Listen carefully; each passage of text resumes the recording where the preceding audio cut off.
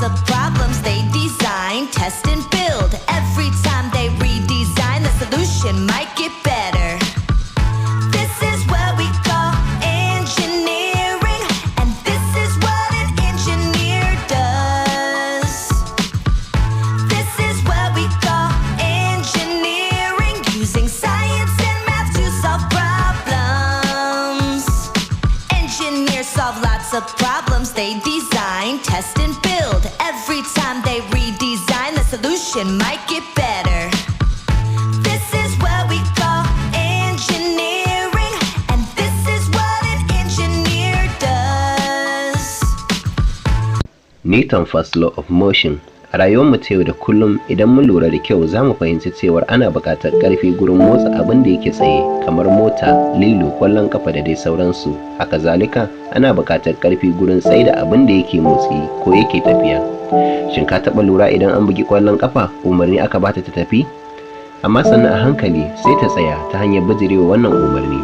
Wannan ya sa shahararren masanin kimiyyar nan da lissafi wato Newton ya dora akan abin da Galileo ya bari akan wannan batu, inda ya fitar da wannan.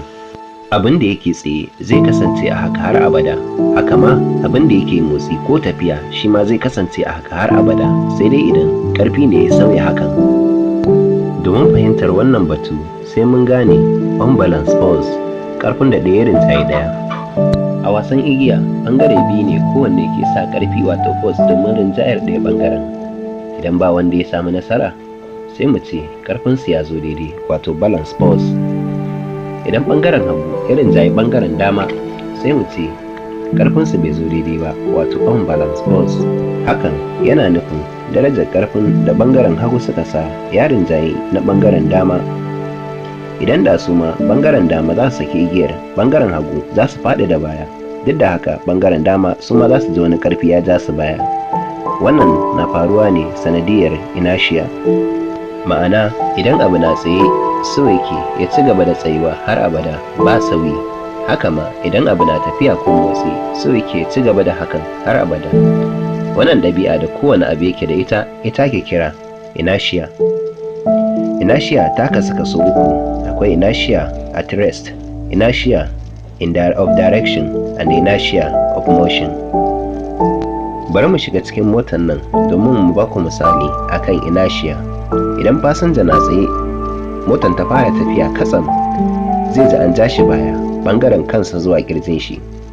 Me yasa hakan take faruwa? Bangaren kirjin shi da kansa zai ji an ja shi baya ne saboda inertia at rest. Misali, kafin motar ta fara tafiya, fasinjan ma a tsaye yake katsam. Lokacin da motar ta fara tafiya, bangaren kafafuwansa sun zaɓi su bi motar tunda a haɗe suke, amma bangaren kirjinsa zuwa kansa sun zaɓi su kasance yadda suke a da. Wannan ne yasa fasinjan ya ji an ja shi baya.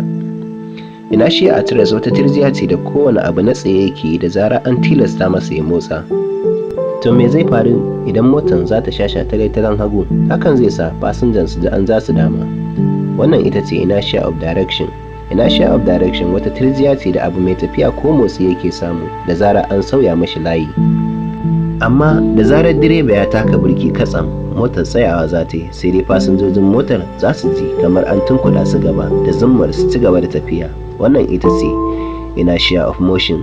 A kimiyyance idan kana cikin abin hawan na share gudu, to fa kai ma tare kuke gudu. Da zarar an tsaye da wannan abin hawar ko da mota ce ta hanyar taka birki, to fa abin hawar aka tsayar ba kai ba. Sai dai kafafuwanka da suke makale da abin hawan za su tsaya su ma, amma jikinka na ɓangaren sama shi kuma zai yunkura da ci gaba da tafiya da motsi. Wannan sakamako ne na inertia of motion. Inertia of motion wata tirjiya ce da abu mai tafiya ko motsi yake samu da zarar an tilasta masa ya tsaya. Newton's first law of motion ana kuma kiranta law of inertia. Kamar yadda muka faɗa a cikin wannan doka, an ce abu mai tafiya zai ci gaba da tafiya ne har abada ba zai tsaya ba. Sai dai kuma wannan ya sabawa abin da muke gani yau da gobe. Idan an daki bal a hankali tana tsayawa. To me yasa hakan?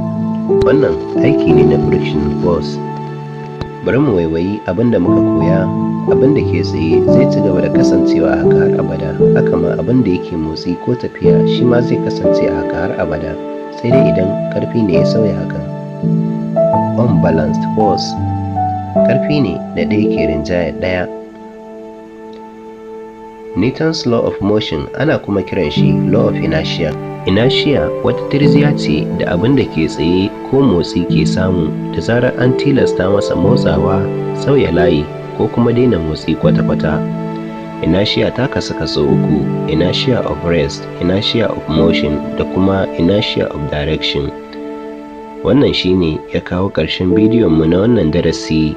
Saduwa alkhairi.